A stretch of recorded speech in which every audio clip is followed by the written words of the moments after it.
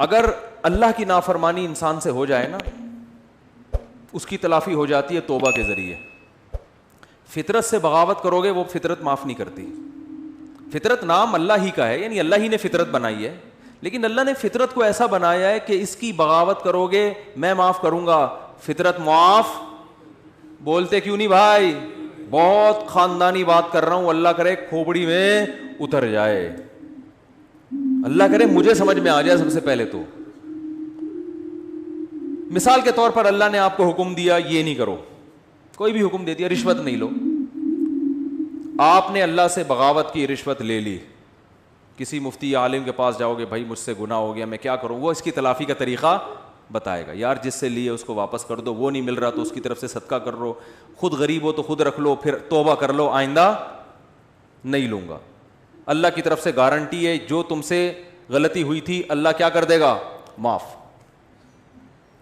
بشرطے کہ یہ نہ ہو کہ یہ نیت نہ ہو کہ چلو وہ والی تو لے لی تھی بہت اچھا ہو گیا، ٹھیک ہے نا بھائی، ندامت بھی ہو کہ میں نے غلط کیا، بد نظری ہو گئی، کچھ بھی ہو گیا، قتل بھی ہو گیا، اس کی بھی تلافی ہے اسلام میں. جان جان کر یہ سوچ کے قتل کرنا کہ میں توبہ کر لوں گا یہ تو ٹھیک نہیں ہے. ایک مثال ہے، کسی سے ہو گیا بھی توبہ کا دروازہ کھلا ہے، اس کا بھی حل ہے. لیکن فطرت سے جب بغاوت کرتا ہے نا انسان، یہ دینداروں کی بات کر رہا ہوں، ایک بڑا معاشرے میں فالٹ آ گیا ہے، وہ فطرت سے بغاوت پہ اتر آتے ہیں. فطرت اور نیچر سے جب لڑو گے نا تو اللہ نے نیچر کو ایسا بنایا ہے کہ نیچر معاف بولتے کیوں نہیں بھائی؟ نہیں کرتی، وہ نہیں معاف کرتی. مثال کے طور پر آپ نے حرام کھا لیا. کیا کھا لیا آپ نے؟ چوری، کسی کے مرغی رکھی ہوئی تھی یا مرغی گھوم رہی تھی، چوری کر کے بسم اللہ اللہ اوپر پڑھ کے ذبح کیا، آپ نے کھا لی. حرام کھا لیا نا آپ نے. مرغی کھانا کیا ہے؟ حرام ہے نا. چوری کی مرغی ویسے تو حلال ہے، حرام کھا لیا، اس کی تلافی ہو جائے گی، ٹھیک ہے نا. اللہ نہ کرے خنزیر کھا لیا کسی نے، اس کی تلافی ہو جائے گی. بھائی توبہ استغفار کرو، اب کھا لیا تو آئندہ نہ کھاؤ، گڑ گڑاؤ، جتنا بڑا گناہ ہوگا اتنا زیادہ گڑ گڑاؤ. لیکن آپ نے زہر پی لیا.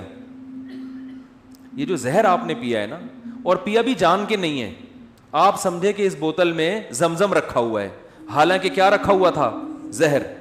پہلا گناہ جان کر کیا، توبہ سے تلافی ہوگی.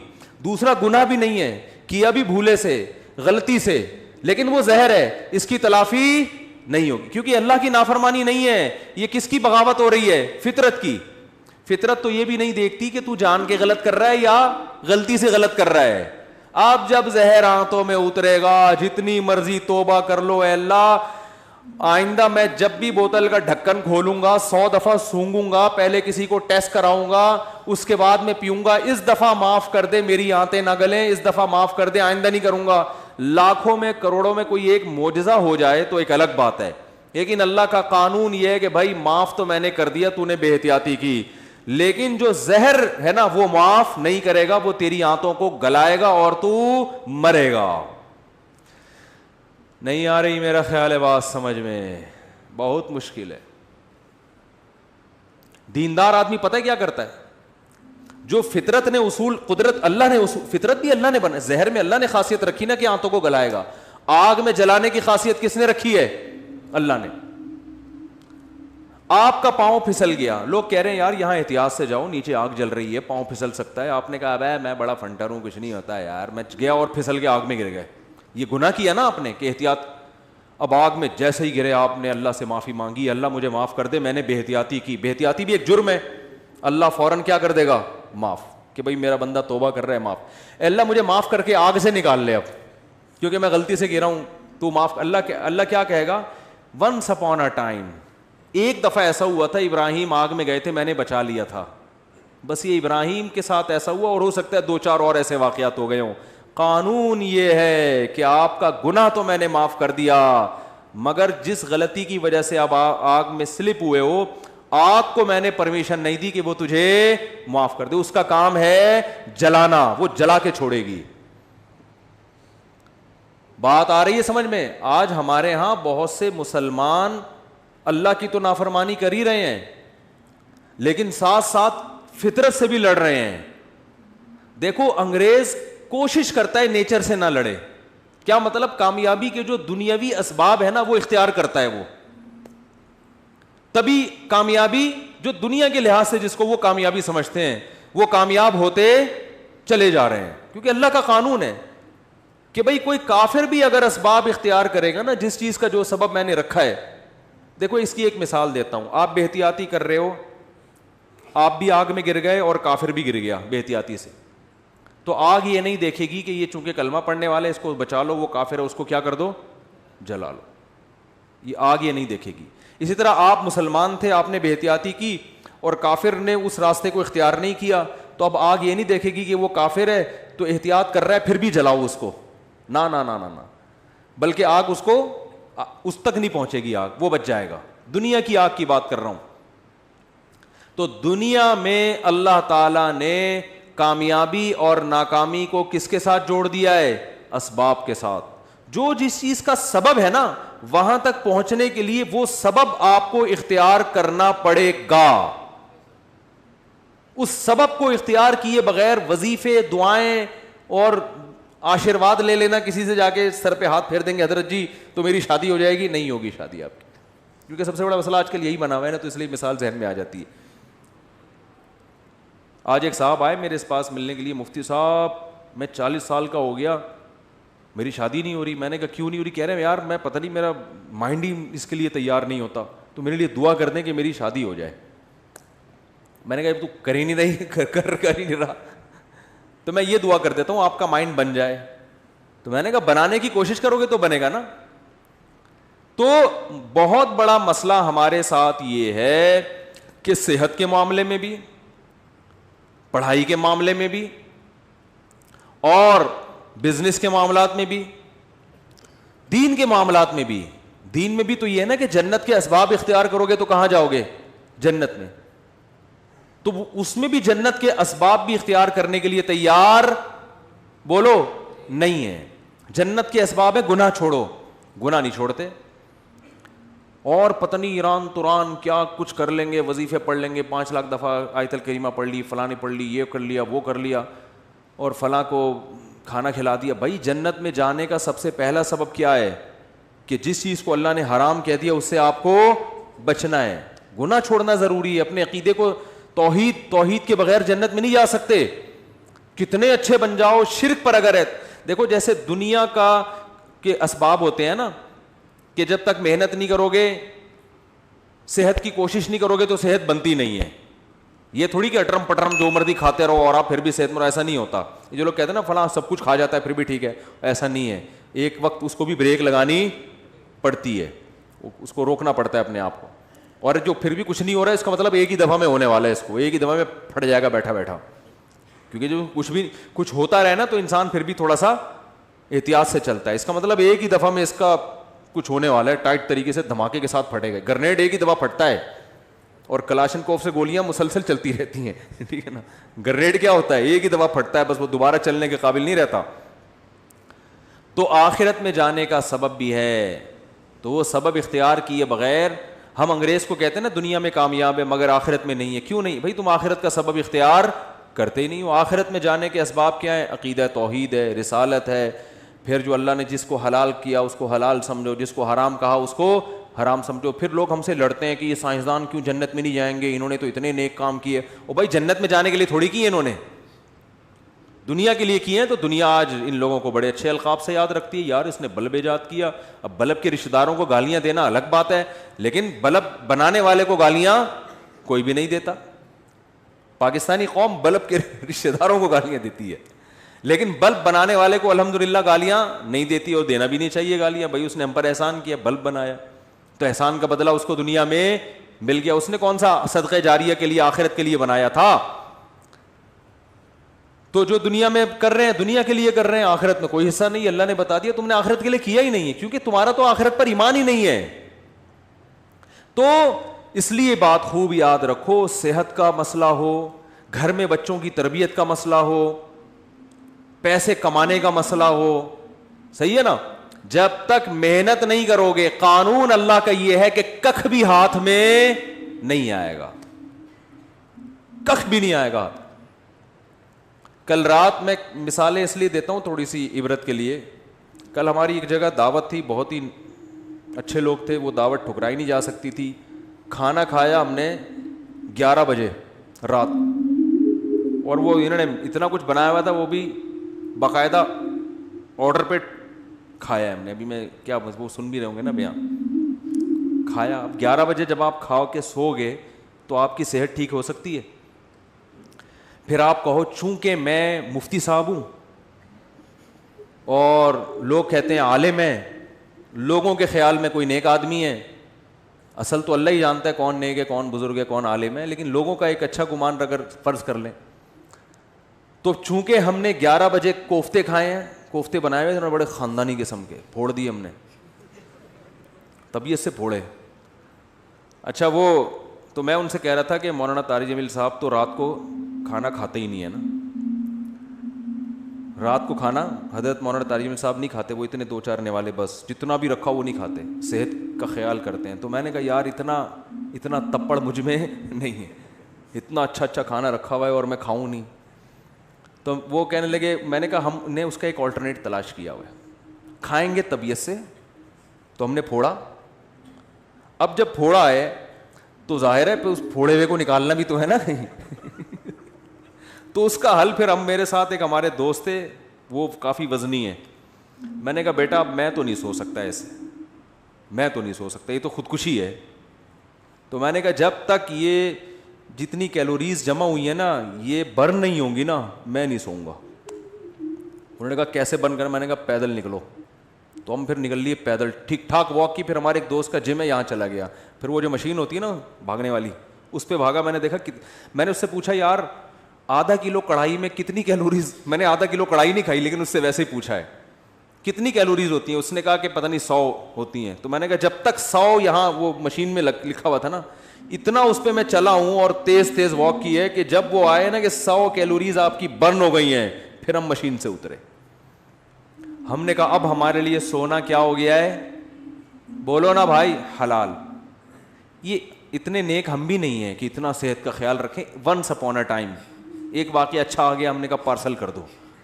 یہ کرنا پڑے گا آپ کے باپ کو بھی, ورنہ توند نکلے گی, ورنہ عجیب سے ہو جاؤ گے. زندگی ایسی بہاریں اور خوشیاں کیا ہو جائیں گی, ختم. وہ کڑھائیاں جو آپ کوفتے جو کھا رہے ہو نا آہستہ آہستہ جا کے مختلف جگہوں پہ سے نکلنا شروع ہوں گے. کبھی کوفتہ یہاں سے نکلے گا, ڈاکٹر کہیں گے ان کی رسولی نکل آئی. وہ رسولی نہیں ہے, وہ جو کوفتے آپ نے کھائے ہیں ان میں صرف ایک کوفتہ نکلا ہے ابھی تو باقی کیا ہے, باقی ہیں. تو مختلف, ابھی تو تھوڑے دنوں میں آپ خود کوفتہ بن جاؤ گے. اور پھر کیا کرتے, صحت ٹھیک نہیں ہے, گھٹنوں میں درد, یورک ایسڈ بڑھا ہوا ہے, یہ ہوا ہے. پھر آتے ہیں کہ جی وہ مفتی صاحب کوئی وظیفہ بتا دیں کہ فلاں بزرگ کے پاس چلے جاؤں. پھر وہ فلاں آستانے پہ ایک بڑے اولیاء اللہ بیٹھتے ہیں, آدمی ہے کہ لیکن اولیاء اللہ, اولیاء تو ولی کی جمع ہے بھائی, ولی اللہ ہوتا ہے اس کو لوگ کیا کہتے ہیں, اولیاء اللہ بیٹھتے ہیں. اولیاء اللہ تو بہت سارے ہول سیل کے حساب سے کہہ رہے ہیں. وہ فلاں آستانے میں ایک اولیاء اللہ بیٹھتے ہیں, وہ ایسا دم کرتے ہیں بھائی, ان کے پاس جاؤ, ایسا تعویذ ہے. ابے تو کھا کیا رہا ہے, تو کمبخت, تو تعویذوں میں نہائے گا بھی نہ کک بھی نہیں ہوگا. اللہ کا قانون ہے بھائی, قانون ہے کہ جتنا کھا رہے ہو نا اس کا وہ یوٹیلائز ہو گئی تو صحیح رہے گی, نہیں ہو رہا تو پھٹ جاؤ گے دھماکے کے ساتھ. بچوں میں تو چلو گروتھ ہو رہی ہوتی ہے نا, اب 40 سال میں گروتھ تھوڑی ہوگی آپ کی, اب تو فیٹ بڑھے گا, اب تو پھوڑے نکلیں گے, وہ کوفتے نکلیں گے مختلف جگہوں سے, آپ کے کولیسٹرول بڑھے گا 10. پھر بھی اگر مر جائے آدمی تو پھر اللہ نے مار دیا. اونٹ پہ بیٹھے ہوئے آدمی کو بھی کتا کاٹ لیتا ہے جب انسان کی لکھی ہوئی ہوتی ہے. لیکن پھر اس بیماری پر گناہ نہیں ملتا بلکہ درجات بلند ہوتے ہیں. ہمارے نبی صلی اللہ علیہ وسلم بھی بیمار ہوا کرتے تھے, بخار آیا کرتا تھا, اور آپ فرماتے تھے بخار مومن کے حق میں اللہ کی رحمت. لیکن آپ کو یہ بخار معاذ اللہ بد پرہیزی سے نہیں آتا تھا. سمجھ میں آ رہی ہے بات؟ ایک بیماری اللہ کی طرف سے ہوتی ہے, وہ آپ کی کوتاہیوں کی وجہ سے نہیں ہوتی. وہ بیماری اللہ کی رحمت ہے, اس میں گناہ معاف ہوتے ہیں. آج جو میجورٹی بیمار ہو رہی ہے وہ اللہ کی خوشی سے نہیں ہو رہی, وہ اپنی حرکتوں سے ہو رہی ہے, اور اس میں امیدیں لگا کے بیٹھے میں بہت ثواب ملے گا, میرے گردے فیل ہو گئے ہیں, مجھے بہت زیادہ کیا ملے گا, ثواب ملے گا, میرے گردے فیل ہو گئے. میں نے ایک صاحب کو کہا, میں نے کہا اپنا بی پی چیک کرا لیا کرو, آپ کے مجھے دماغ کی سیٹنگ کیا لگ رہی ہے, آؤٹ لگ رہی ہے. کبھی کبھار نا میں نے کہا چیک کرا لیا کرو, کیونکہ مجھے نہیں لگ رہا کہ آپ کا بی پی نارمل ہے. کہ ابے چیک ویک کرانے سے کچھ نہیں ہوتا, مجھے خود بتا رہے تھے ابے بی پی چیک کرانے سے, جب یہ تو انہی کو ہوتا ہے جو چیک کراتے ہیں, الٹا ہوتا ہی انہی کو ہے جو بار بار کیا کرتے ہیں. میں نے کہا کتنے بلڈ پریشر کے مریض ہیں ہمارے معاشرے میں, یا تو نہ ہوتا نا یہ, پھر خام خامے وہمی بن کے بلا وجہ جا رہے ہو. وہی ہوا ان کے, پتہ نہیں کوئی رکھ پھٹ گئی ان کی, بی پی ہائی تھا پتہ ہی نہیں چلا ان کو. اور ایک صاحب کے ساتھ تو ایسا ہوا, ان کو بھی سمجھایا, ان کا تو انا للہ ہی ہو گیا, اللہ تعالیٰ مغفرت فرمائے. بہرحال وہی بات ہے, اللہ تو معاف کر دے گا اگر بعد والے اس کے لیے توبہ استغفار کرے, لیکن فطرت معاف نہیں کرتی. فطرت نے دماغ کی رگ بولو پاڑ دی. اتنا یہ نہیں دیکھا کہ بھئی یہ تو یہ جو آج کل بیماریاں چل رہی ہیں, بلڈ پریشر ہے. پھر اماں ماں باپ کی خدمت میں بھی سب سے بڑی خدمت یہ ان کی صحت کا خیال رکھو. اماں کے دیکھو کھا کیا رہی ہیں, ابا کو دیکھو, ابا چھوڑ دو پراٹھے, ابا کے پاؤں پکڑو, ابا اس عمر میں پراٹھے سوٹ نہیں کرتے. اور اگر ابا نے پراٹھے کھائے ہیں تو ابا سے بہت محبت کے ساتھ واک کراؤ ان کو, کہ ابا مفتی صاحب اگر پٹھان ہوٹل کے پراٹھے کھا لیتے ہیں تو واک بھی کرتے ہیں, ٹھیک ہے نا. آپ نے مفتی صاحب کے بیان سنے کہ انہوں نے ہوٹل کے پراٹھے کھائے ہیں, تو ابا پھر وہ دیکھو, پھر بھی اللہ کی طرف سے سب کچھ ہو سکتا ہے. بڑے بڑے صحت مند ہم نے دیکھے ہیں دھڑام سے نیچے گئے, تو وہ اللہ کی طرف سے ہے نا, وہ تو اللہ سے تو تھوڑی کوئی لڑ سکتا ہے. لیکن قانون یہی ہے, اور قانون کو فالو کرو گے تو 99% غالب یہی ہے کہ اللہ کی مدد آئے گی. حکیم محمد سعید صاحب جو ہے نا, قانون کو فالو کرتے تھے, نیک آدمی تھے, کبھی تکبیر اولیٰ فوت نہیں ہوتی تھی ان کی. 68 ایئرز میں 68 سال میں ٹینس کھیلتے تھے, ایک ایک 2 گھنٹہ. آج کوئی کھیل سکتا ہے؟ 40 سال کا آدمی کمر پکڑ کے بیٹھ جائے گا, اس لیے کہ صحت کے اصولوں پر عمل. بھائی اتنے بجے کھانا ہے, یہ نہیں کھانا. ایک حد تک تو سب کچھ چل جاتا ہے, اٹرم پٹرم برگر شرگر انڈے والا وہ والا بھی پھوڑ دیا, اس کے بعد فطرت انتقام لینا شروع کرتی ہے. تو ہم کہتے ہیں نہیں جی, اصل میں تو یہ انہی کو ہوتا ہے جو زیادہ احتیاط کرتے ہیں. آج ایک آدمی کہنے لگا کورونا انہی کو ہو رہا ہے جن کو جو زیادہ احتیاط کر رہے ہیں. میں نے کہا کتنے لوگوں پہ تحقیق کیا آپ نے؟ 2-4 ایسے ہوں گے جنہوں نے احتیاط کی پھر بھی ہو گیا, زیادہ تر وہی ہیں جو احتیاط نہیں کرتے ان کو ہو جاتا ہے. تو تحقیق جب کی جاتی ہے نا تو 2-4 آدمیوں کو دیکھ کے نہیں کی جاتی ہے, پوری رپورٹ آپ کے پاس ہو اس کے بعد تحقیق کا پتہ چلتا ہے. تو میرے بھائی, مسلمان کے ساتھ بہت بڑا مسئلہ یہ ہے کہ وہ کامیابی کے اسباب اختیار نہیں کرتا. صرف ایک صحت کی مثال میں اس لیے دیتا ہوں کہ صحت کا ایشو تو ہر ایک کے ساتھ ہے نا بھائی. ہر آدمی تاجر تھوڑی ہے, بزنس مین تھوڑی ہے. کچھ ملازمت کرتے ہیں, کچھ تاجر میں ہیں, کچھ پڑھائی پڑھ رہے ہیں, کچھ کوئی اور کام کر رہے ہیں. لیکن صحت تو ایک ایسی چیز ہے جس سے ہر ایک کو محبت ہوتی ہے نا. تو اسی صحت کے معاملے میں اپنے حالات دیکھ لو, اسی صحت کے معاملے میں اپنے حالات دیکھ لو کہ جس کو اپنی صحت کی فکر نہیں ہے وہ باقی کام کیا ٹھیک کرے گا. آپ کہہ سکتے ہو ہمیں صحت کی فکر اس لیے نہیں ہے کہ ہمیں کوئی صحت بنانے کا زیادہ شوق ہی نہیں ہے. یہ 100% غلط ہے. اگر یہ بات درست ہوتی تو آپ بیمار ہو کے اتنا پریشان نہ ہوتے. پھر آپ کو شوگر ہو جاتی, آپ خوش ہوتے یار ہمیں کون سا صحت کیا ہو گئی, کوئی مسئلہ نہیں. ابے ایسی ٹینشن میں آتے ہیں یار یہ کیا ہو گیا, کڈنی فیل ہو گیا, تو آپ کہتے ہیں کوئی مسئلہ نہیں, کڈنی ہے نا, فیل ہو گیا تو کیا ہوا, دوسرا لگوا لیں گے, ادھار لے لیں گے 70 بھائی سے کچھ دنوں کے لیے. لیکن آپ کتنی ٹینشن میں آتے ہو, اس کا مطلب آپ صحت پہ کمپرومائز کرنے کے لیے تیار نہیں تھے. آپ سستی, کاہلی اور معذرت کے ساتھ, بہت ہی معذرت کے ساتھ, پوستی پن کی وجہ سے ایسا ہو رہا ہے آپ کے ساتھ. پوستی پن سمجھتے ہیں؟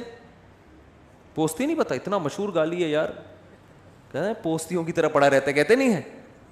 تو وہ یہ پوستی پنا ہے کہ پرواہ ہی نہیں ہے, نہ کھانے کا ہوش, کھائے جا رہے ہیں تو نان اسٹاپ کھائے جا رہے ہیں.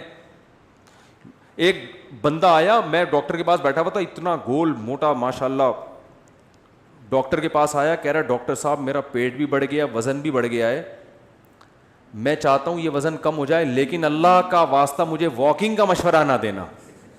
میں اسے جاگنگ کا کہنے والا تھا, وہ کہہ رہا تھا کہ اللہ کا واسطہ مجھ سے چلا نہیں جاتا, کوئی دوائیں کھلا دو میں ہلکا ہو جاؤں.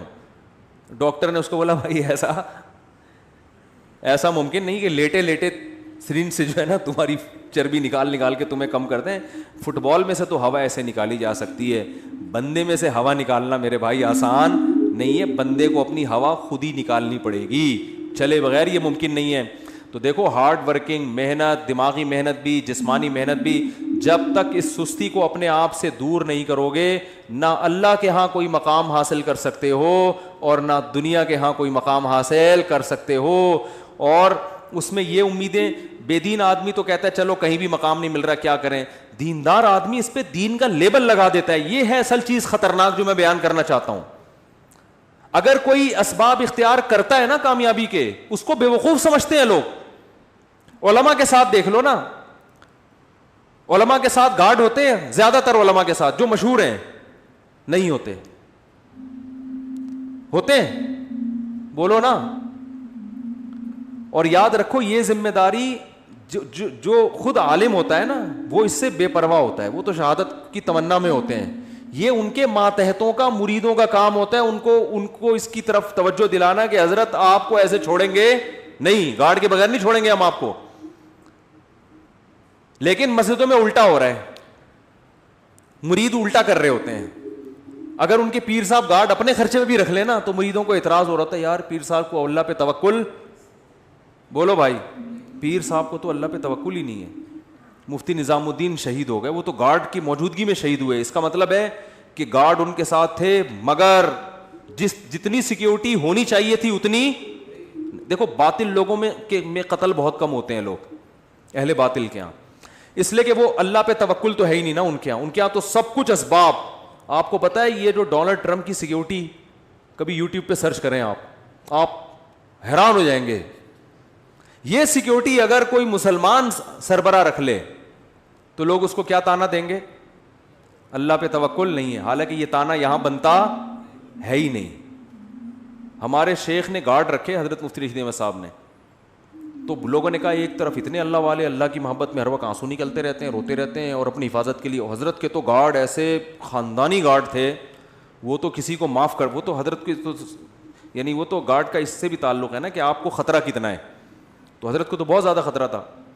تو حضرت ہی کے بہت سے مریدین نے کہنا شروع کیا, ان کا تو اللہ پہ توکل نہیں ہے, اتنے بڑے بزرگ بنے. ہر ایک کی تلاشی ہوتی تھی, جو بھی آتا تھا نا, چاہے کوئی بزرگ آئے نیک آئے, گارڈ سب کو اچھی طرح کنگال کے اندر بھیجتے, اب آپ جا سکتے. تو بہت سے لوگ بگڑ بھی جاتے تھے, کہ ہم بم لے کر آ رہے ہیں. بعض کہتے تھے کیا ہم شکل سے چور لگ رہے ہیں, کیا ہم بم رکھنے آئے ہیں یہاں پہ. تو حضرت کی طرف سے ہدایت تھی, کسی کو معاف کرنے کی اجازت نہیں ہے, سب کی تلاشی. تو بہت سے دینداروں نے اعتراض کیے, ان کو پہ توکل نہیں ہے. اللہ کی قدرت, ایک حملہ ہو گیا مدرسے پر. یہ بات ہے 94-95 کی. ہم بھی مدرسے میں نیچے سو رہے تھے, کچھ دہشت گرد مدرسے میں گھسے. گارڈ نے بہادری کی ہے, وہ مورچے سے اتر کے اس نے چھلانگ لگائی, ریپیٹر سے پورا برس فائر کیا, پورا برس اس کے پیٹ میں, وہ تو وہیں شہید ہو گیا. لیکن اس کی بہادری سے فائدہ یہ ہوا کہ وہ جتنے دہشت گرد تھے وہ مدرسے کے اندر داخل نہیں ہو سکے. ورنہ آج میں یہاں ممبر پہ بیٹھ کے بیان نہیں کر رہا ہوتا, کیونکہ ان کا تو ہدف تھا گولیاں ہمارے اوپر سے گئی. ہم لیٹے ہوئے تھے, ہمارے اوپر سے گولیاں جا رہی تھیں, مسجد میں سو رہے تھے. تو جو دہشت گردوں نے کارروائی کی نا, ان کی گولیاں ہمارے اوپر سے گئی ہیں. تو جب ہم اٹھے ہیں تو وہ بھاگ چکے تھے, کیونکہ اس نے گارڈ نے ایسی بہادری دکھائی کہ وہ جان پہ کھیل گیا, خود تو شہید ہو گیا اور لیکن اس نے ان سب کو بھگا دیا. تو اس کے بعد وہ جو باتیں کرتے تھے نا الٹی, انہوں نے کہا یار اچھا ہوا انہوں نے گارڈ رکھے ہوئے تھے, ورنہ تو آج تو سارے ہی گئے تھے. تو حضرت کو اتنا غصہ آیا, حضرت نے فرمایا غنیمت ہے, سمجھ میں آ گیا, ایک بندے کو شہید کروا کے بات سمجھ میں آ گئی, لیکن شکر ہے. تو حضرت فرماتے تھے یہ کون سی عقل مندی ہے کہ ایک بندہ کو شہید کروانے کے بعد بات سمجھ میں آئے. عقل مندی تو یہ ہے کہ کام سے پہلے بات سمجھ میں آ جائے. پھر حضرت نے فرمایا, حضرت مولانا یوسف دہلوی شہید رحمۃ اللہ علیہ, اتنے بڑے بزرگ, اتنے بڑے عالم, ان کی محنتیں ہوتی ہیں, پوری جوانی علم حاصل کیا ہوتا ہے, اتنی یہ ایسی شخصیتیں غیروں کے پاس ہوتی نا تو آپ دیکھو وہ کتنی قدر کرتے ہیں ان کی. گورا اپنے سائنسدانوں کی کتنی قدر کرتا ہے. گورے کو پتا ہو کہ یہ ہمارا قیمتی سرمایہ ہے. اچھا مجھے ایک بات بتاؤ, آرمی کا کوئی بہت بڑا آفیسر ایسے ہی سول ڈریس میں ایسے ہی گھوم رہا ہو اور کوئی گارڈ وارڈ نہ ہو, آرمی چھوڑے گی اس کو؟ آرمی بولے گی بھائی تم پہ خرچہ ہوا ہے, تم اگر شہید ہو گئے نا تم تو جنت میں جاؤ گے, ہماری ایسی کی تیسی ہو جائے گی, ہم نے ٹریننگ کی ہے, لاکھوں روپے خرچ کیے ہیں. ایک آرمی کے آفیسر آئے تھے ملنے کے لیے, وہ پتہ نہیں SSG کمانڈو تھے کیا تھے, تو ہمارے دوست نے مجھے بھی انوائٹ کر لیا, اس نے ان کی دعوت کی تھی, مجھے بھی انوائٹ کیا, تو وہ پائے وائے پکے تھے وہ نہیں کھا رہے تھے, کوئی پائے تھے یا کیا کوئی ایسی خوراک تھی جو فل آف کولیسٹرول ہوتی ہے, تو وہ نہیں کھا رہے تھے. تو ہمارے دوست نے ان سے پوچھا آپ کیوں؟ انہوں نے کہا یار ہماری ٹریننگ پہ صحت پہ اتنے لاکھوں روپے خرچ ہوئے ہیں, میں پائے کھا کے حکومت کا وہ پیسہ ضائع نہیں کرنا چاہتا. میں کھانے پینے میں احتیاط, یا تو پہلے کھانا کھا چکے تھے, ڈبل کھانا تھا, کیا تھا, مجھے تو واقعے کا اصل مغز یاد رہ جاتا ہے, پوری تفصیل یاد نہیں رہتی. تو میں نے کہا بندہ خاندانی ہے. بندہ کیا ہے؟ حکومت کے پیسے سب نہیں ہے خاندانی, ہر طرح کے لوگ ہوتے ہیں, فوج میں بھی ہر جگہ, تو کھا بھی رہے ہوتے ہیں کہ آ جاؤ, حکومت کا پیسہ ہے نا, پھر تو ڈبل کھانا ہے. ٹھیک ہے نا. اچھے بھی ہوتے ہیں, ہر طرح ہر طبقے میں اچھے برے سب طرح کے لوگ ہوتے ہیں. تو وہ بڑے خاندانی تھے, بریگیڈیئر کے رینک کے آدمی تھے, انہوں نے کہا میں نہیں کھاؤں گا, اتنا خرچہ تھی, بڑی ٹائٹ خاندانی قسم کی فٹنس. تو یہ انسان کے عقل مند ہونے کی علامت ہوتی ہے, کوئی سیکیورٹی کا انتظام نہیں. تو یہ ہمارے دینداروں میں ایک بہت بڑا فالٹ ہے, وہ اس کو توکل سمجھتے ہیں, حالانکہ یہ توکل نہیں ہے. قرآن نے کیوں کہا اعدوا لہم ما استطعتم من قوہ, قوت اختیار کرو, الا ان القوۃ الرمی, آپ نے فرمایا قوت سے مراد تیر اندازی ہے, تیر اندازی سیکھو. تو خلافت عثمانیہ جو قائم ہوئی ہے, محمد بن فاتح نے دنیا کی سب سے بڑی توپ بنوائی اپنے سائنسدانوں سے, اس کے بعد اس قلعے پہ حملہ کیا ہے. اس کو پتا تھا یہ غلیلوں سے فتح ہونے والا نہیں ہے, نہیں ٹوٹیں گی. بہت دنیا کی سب سے بڑی توپ اس وقت کی بنائی تھی اس نے کہا اس کے بعد حملہ ہوگا تو ہٹو بچوں ہوگا کام. تو یہ اسباب کے ساتھ اللہ نے دنیا کو جوڑ دیا ہے. ہاں مسلمان اسباب اختیار کرتا ہے, نظر اسباب پہ نہیں رکھتا. اسے وہ بہاری بھائی کا مقولہ ہر وقت یاد رہتا ہے کہ اگر انسان کی شامت آتی ہے تو اونٹ پہ بیٹھے ہوئے آدمی کو بھی کتا کاٹ لیتا. ہمارے ایک دوست بہاری تھے, باتیں بڑی کرتے تھے, تو وہ کہتے تھے کہ دیکھو جب انسان کی شامت آتی ہے تو اونٹ پہ بیٹھے ہوئے آدمی کو بھی کتا, حالانکہ کتے کے لیے وہاں جانا آسان کام نہیں ہے, کنوینس کا مسئلہ ہے بھائی, اس کو تو پوری رینٹ پہ گاڑی لینی پڑے گی. تو جب موت آتی ہے تو کتا کاٹ لیتا ہے. تو جب آنی ہوتی ہے میرے بھائی تو پھر تو 20 گارڈ بھی ہوں, گارڈ ہی دشمن بن کے مار دیتا ہے. جب آنی ہوتی ہے تو آپ صحت کا جتنا مرضی خیال کرو, ایک چھوٹا سا وائرس آپ کی ناک میں داخل ہو کر آپ کی ایسی کی تیسی کر دیتا ہے. ایک کینسر کے اسپیشلسٹ تھے, انہوں نے بتایا کہ بعض دفعہ ایک ایسے آدمی کو کینسر ہوتا ہے جس کے کینسر ہونے کا دور کا امکان نہیں ہوتا. میڈیکل سائنس حیران ہوتی ہے اس آدمی کو کینسر ہو کیسے گیا. تو اللہ سے تو نہیں لڑ سکتے, لیکن عام طور پہ ایسا ہوتا نہیں ہے. عام طور پر قانون یہی ہے کہ جو حفاظت کرے گا اس کی حفاظت ہوگی, جو صحت کا خیال کرے گا اس کی صحت ٹھیک رہے گی, جو پیسہ کمانے کے لیے محنت کرے گا اللہ اس کو پیسہ دے گا, جو پڑھائی پہ محنت کرے گا آگے نکلے گا. ایسے ایسے پاکستانی یا یو ایس اے یو کے میں جنہوں نے, یہاں بلوچ ایک لڑکا بھی, اس کی معلومات مجھے ہوئی, میں انشاءاللہ پوری ڈیٹیل لے کے آپ کو اس کے بارے میں انشاءاللہ بتاؤں گا, کہ بلوچستان میں پیدا ہوا, اردو بھی نہیں آتی تھی. اس نے ایک عزم بنایا کہ یار میں نے یہاں تک پہنچنا ہے, اور آج امریکہ میں بیٹھا ہوا ہے. وہ امریکن گورنمنٹ اس کو بڑا پروٹوکول دے رہی ہے, اتنی ترقی کی اس نے. تو بیٹھے بیٹھے مکھنچوؤں کی طرح یہ والا وظیفہ پڑھ لو, وہ والا وظیفہ پڑھ لو, فلاں کی سر پہ ہاتھ رکھوا لو, استخارہ نکالو. استخارہ سب سے آخری حل مسلمان کے پاس کیا ہے؟ استخارہ نکالو. اگر استخارے میں یہ نکلا ہے تو اس کا مطلب تم اب A1 گریڈ سے پاس ہو جاؤ. استخارے میں یہ نکل آیا, گئے کام سے. خواب میں نیلا آ گیا, یہ ہو گیا, پیلا آ گیا, یہ ہو گیا, گلابی آ گیا, یہ ہو گیا. خوابوں کی دنیا سے ٹھیک ہے, خواب بھی نبوت کا ایک حصہ ہے, تو پہلے اپنی ذمہ داری پوری کر لو, پھر اچھا خواب آ جائے تو چلو اللہ کی طرف سے بھی تسلی مل رہی ہے. وہ ایک خاتون کا واقعہ میں سناتا ہوں نا, مجھے کہنے لگی میرے بھائی کا انتقال ہو گیا, مجھے خواب آیا کہ وہ اچھی حالت میں ہے. میں نے کہا چلے اللہ سے امید کی جا سکتی ہے. کہنے لگی بہت نیک تھا, اتنا نیک مفتی صاحب کیا بتاؤں. اچھا, میں نے کہا ماشاء اللہ. میں نے کہا نماز پڑھتے نہیں, نماز تو کبھی نہیں پڑھی بیچارے نے. میں نے کہا پھر تو واقعی بہت نیک تھا. اور میں نے کہا یہ خواب پہ پھر بھروسہ نہ کریں, یہ اپنا تخیل بھی ہو سکتا ہے. بعض دفعہ آپ کے ذہن میں ایک شخص نیک ہوتا ہے تو وہ خوابوں میں اچھا ہی آ رہا ہوتا ہے. جس کو جس سے نفرت ہوتی ہے نا, خواب میں وہ چڑیل کی شکل میں آتا ہے. حقیقت ہے, کبھی ساس کو بہو خواب میں اچھی کنڈیشن میں نظر نہیں آئی ہوگی, اور کسی بہو کو آج تک ساس خواب میں سفید کپڑوں میں نظر نہیں آئی ہوگی. آپ تجزیہ کر کے دیکھ لیں, کوئی ایسی مارکیٹ میں بہو نہیں ملے گی جو کہے مجھے میری خواب میں میری ساس آئی اور سفید لباس میں خوشبو کے عطر میں ڈوبی ہوئی. کبھی ہوتا ہے؟ خواب ساس ہمیشہ نندے, ساس جٹھانیاں. میں جب پہلے فون سنا کرتا تھا ایسے فون بہت آتے تھے. خاتون نے کہا میری جٹھانی مجھے سانپ کی شکل میں نظر آئی ہے, اس خواب کی تعبیر بتا دیں. اب بیچاری جن لوگوں کو گھریلو ماحول نہیں پتہ ہوتا نا، جن علماء کو وہ تعبیریں بتاتے ہیں کہ تمہاری جٹھانی سے بچ کے رہو، مجھے پتہ ہوتا ہے اس کی جٹھانی بیچاری بے قصور ہے، اس کا قصور صرف یہ ہے کہ وہ اس کی جٹھانی ہے اس جٹھانی ہونے کی جو سزا ہے اس کو مل رہی ہے. تو میں نے کہا محترمہ، جٹھانیاں خواب میں سانپوں کی شکل میں ہی آیا کرتی ہیں، ساسیں بھی، جٹھانیاں بھی، نندے بھی، یہ رشتے ہی ایسے ہیں، یہ سانپ بچھو کی طرح کیا کرتے ہیں، ڈستے ہیں. تو اس کو خواب کو اگنور کر دیں، آپ کی جٹھانی انشاءاللہ آپ کو کچھ بھی نہیں کرے گی، بے فکر رہیں آپ. وہ کہتی نہیں اس کی تعبیر، میں کہ تعبیر ہے ہی نہیں تو کہاں سے بتا دوں میں اس کی، بلا وجہ تعبیر، بلا وجہ. تو مسلمانوں کو خوابوں کی دنیا سے میرے بھائی، استخاروں کی دنیا سے نکلنا پڑے گا. استخارہ جو سنت ہے وہ یہ نہیں ہے جو آپ کر رہے ہیں، وہ یہ ہے کہ کام پورا، ذمہ داری پوری کی، اسباب مکمل اختیار کیے، پھر اللہ کی مدد کو شامل کرنے کے لیے استخارہ کر لیا، اللہ جو بہتر ہے مقدر کر دے، کیونکہ ہوتا اللہ سے ہی ہے. ہمارا یہی ایمان ہے بھائی، ہماری محنتوں میں جان ڈالنے والا کون ہے؟ اللہ ہے. اور بچانے پر آئے گا تو آگ میں بھی بچا سکتا ہے، جیسے ابراہیم علیہ السلام کو بچایا اس نے. لیکن اس بیس پر ہم آگ میں چھلانگ لگانے کی ہمت نہیں کر سکتے کہ اللہ نے ابراہیم علیہ السلام کو بچا لیا تھا تو ہم بھی بچا لے گا. یا اس بیس پر ہم بے احتیاطی کریں. اب دیکھو خواتین بے احتیاطی کرتی ہیں، جو گھروں میں مچھروں کے لیے وہ رکھتی ہیں نا، کوائل جلاتی ہیں. میں نے خود ایک گھر میں آگ لگتے ہوئے دیکھی ہے. گھر کا سربراہ منع کرتا تھا کہ یہ کوائل جو ہے نا دور رکھا کرو، آگ. اس نے مجھے خود بتایا واقعہ، کہہ رہا میں اپنے گھر والوں کو منع کرتا تھا کہ بھائی یہ کوائل دور رکھا کرو، اس سے آگ لگ سکتی ہے، سردیوں کا مہینہ ہے، رضائی وہ کہہ رہے ہیں گھر والے ماں وہ بھائی اتنی دور رکھی ہوئی ہے، لحاف وہاں تک نہیں پہنچ سکتا، اس طرح کے. حالانکہ سوتے میں کچھ بھی ہو سکتا ہے، لحاف کھسک کے وہاں تک جا سکتا ہے. رسک کتنا بڑا ہے، اگر چلا گیا تو کیا ہوگا؟ نہیں جی، گھر میں آگ لگ گئی.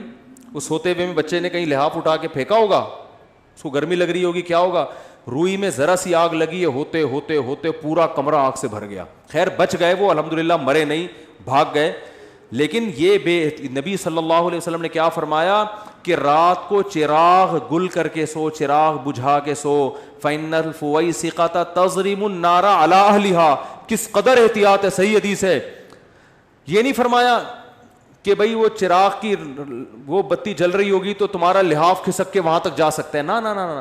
فرمایا اس بات کا امکان ہے کوئی چوہا نکلے رات کو اور وہ چراغ کو کیا کر دے، گرا دے، اور اس سے آئل پھیل جائے گا نا، اس میں آگ پھیل جائے گی. اس چوہے کا امکان کتنے فیصد ہوتا ہے گھر میں؟ 1% بھی امکان نہیں ہوتا، 0.001% ہوتا ہے. لیکن آپ صلی اللہ علیہ وسلم نے آگ سے بچنے کے لیے حکم دیا کہ رات کو آگ جلنے نہ دو، کیونکہ آپ سو رہے ہو، غفلت میں ہو، کچھ بھی ہو سکتا ہے بتائے بغیر. ارے بھائی کون آئے گا، گھر میں تالا ہے، کون بندہ آ کے آگ لگائے گا؟ فرمایا چوہا تو آ سکتا ہے نا، کسی کھڑکی سے کہیں سے بھی چوہا آیا وہ بجھا دے گا، وہ گرا دے گا آگ کو. کتنے لوگ جنریٹر اسٹارٹ کرتے ہوئے مر چکے ہیں، دیکھا نہیں آپ نے؟ کتنے لوگ گیس کی وجہ سے مر چکے ہیں. کوئٹہ میں کیا ہوتا ہے، چاروں طرف سے کمرہ بند کیا، اب تو دوسرے چولہے آ گئے، تو وہ گیس کھلی رہ گئی اور صبح سب کا انا للہ، سارے مرے پڑے ہیں. بھائی آپ کو پتا ہے جب گیس کی لوڈ شیڈنگ ہو سکتی ہے تو عین ممکن ہے رات کو لوڈ شیڈنگ ہو اور چولہے میں گیس آنا بند ہو جائے اور چولہا بند ہو جائے. پھر جیسے ہی گیس آئے گی تو وہ خالی گیس نکلنا شروع ہوگی کہ نہیں ہوگی؟ لیکن یہ تسلی کر کے بیٹھے ہوئے ہیں کہ چونکہ ایک ہفتے سے رات کو گیس گئی نہیں ہے لہذا آج بھی گیس، اور تسلی سے سو جاتے ہیں.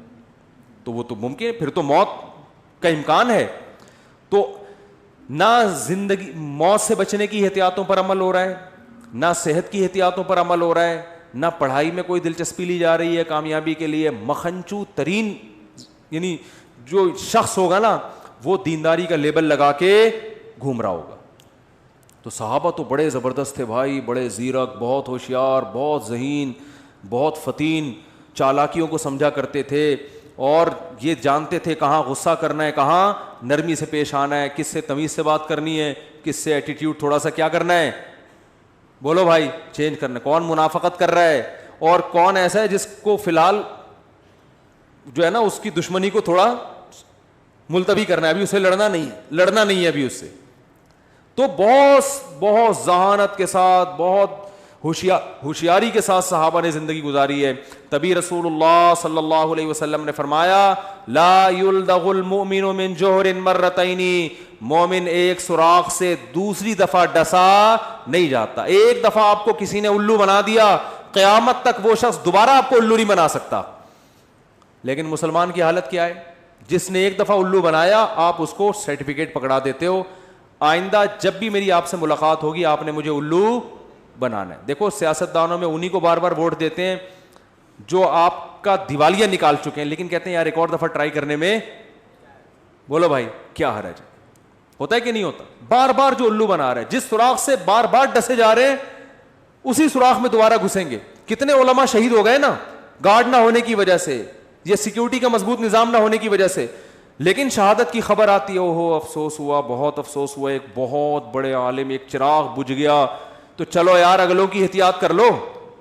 نہیں جی موت تو ایک دن آنی ہے, لکھی ہوئی ہے, اپنے ٹائم پہ آنی ہے, آ گئی چلے گئے دنیا سے. اللہ تعالیٰ مرحوم کی مغفرت فرمائے اور ہم سب کی حفاظت فرمائے. بس اس کے بعد اگلے دن خبر آ جاتی ہے کراچی میں تو کیا ہوا ہے. تو بھائی اب کچھ تو کرو نا. کچھ لوگ ہیں جن کو خیال ہوتا ہے, لیکن میجورٹی کیا ہے؟ بالکل مجذوب. مجذوبیت کی جو انتہا ہے نا, دیوانگی کی انتہا, وہاں تک پہنچے ہوئے ہم. تو بچوں کی نگرانی نہیں ہو رہی. بچے کہاں بیٹھ رہا ہے, آپ کا بیٹا کہاں جا رہا ہے, اسکول میں کیا کر رہا ہے, کون اس کا کلاس فیلو ہے. ایسا تو نہیں بچوں میں بچے کا کوئی کلاس فیلو اس کو موبائل میں فحش فلمیں دکھا رہا ہو, کوئی ہوش نہیں ہے.